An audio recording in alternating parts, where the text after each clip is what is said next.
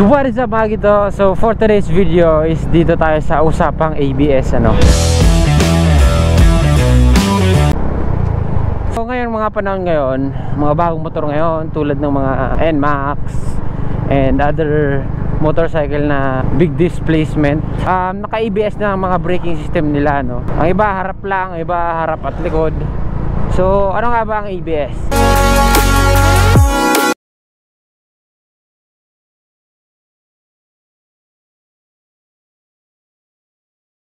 Anti-lock braking system. So kasi noon na wala pang ABS, wala pang mekanismong ganun sa motorsiklo ano. May mga tropa din ako na nadisgrasya dahil sa disc brake nilang nag-lock ano. Siguro nawala na ng brake fluid or hindi ko alam kung ano pang pwede maging rason. So once na nag-brake sila ganun, eh hindi na bumalik yung braking pad para umikot ulit yung gulong. So kaya yung tropa ko nadisgrasya dahil doon sa pag brake niya kasi biglaan, may biglang tumawid na bata. Then ginamit niya yung prenong bigla. And yun, nag-stock up yung braking system niya. So doon siya nagsemplang kasi nag-slide yung gulong. Doon siya nagkaroon ng rason para madisgrasya. So ngayon yung ABS is napakalaking tulong ano sa mga motorcycle owners. And ngayon ako is naka Smash 115 ako. Eh pwede ko rin siyang gawing naka ABS ano. Pwede ko rin siyang gawin na may ABS or yung anti-lock braking system. So paano nga ba si Smash 115 nagkaroon ng ABS? So ipapakita ko sa inyo kung paano ko ginagawa yung ABS dito sa aking Smash 115. So tara, let's get it. So nga, nandito na tayo ngayon sa aking motorsiklo ano, at dito muna ako, tumabi muna ako dito sa parteng Nabwa.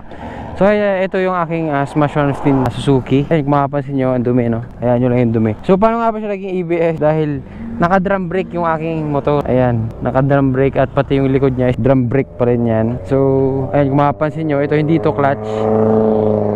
Preno yan sa likod. So ito yung sa unahan. So magiging ABS siya gamit lamang ang ating kamay. So manually magiging ABS yung ating motorsiklo. Hindi talaga siya yung may mechanism mismo dun sa preno, kundi mismo dun dito sa ating kamay. So ang gagawin lang para maging ABS itong ating drum brake na motorsiklo. So when you are riding, so ito yung preno ko sa unahan, ito. So pag tumatakbo ako ay may biglaan na pagtigil sa daan, is ang ginagawa ko is pinapalo ko siya, sunod-sunod ko siyang hinihit itong preno sa unahan ano. So sa unahan ko lang siya ina-apply kasi sa ulian straight ko lang siyang pinipreno kasi medyo may kahinaan. So ang ginagawa ko is ganito.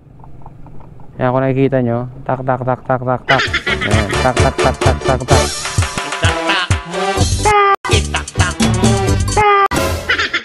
So yung preno ko, yung motor ko, ang nangyayari is nag-dag dag dag dag dag, ganyan, dag dag dag dag dag. So ganyan yung nangyayari.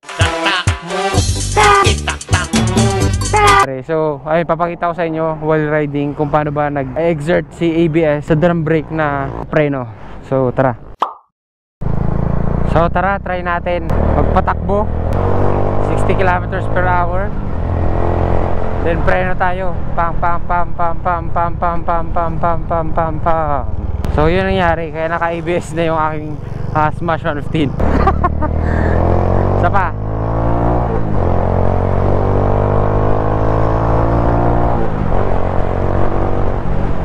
Pam pam pam pam pam pam pam pam pam pam pam pam pam. Kaya yun, kumakadut-kadut yung preno. So at least naiwasan natin yung biglaan na pagpreno at maiwasan natin yung pag-skid ng gulong ng ating motorsiklo. So kaya ayun, ganun yung pagiging ABS na drum brake ng motorsiklo. Para sa akin napakalaking tulong kasi ako pag sa preno minsan talagang napipihit ko. So ito yung manual na pagkakaroon ng ABS sa drum brake. Kita nyo, isa pa. Ayan o, pam pam pam pam pam pam.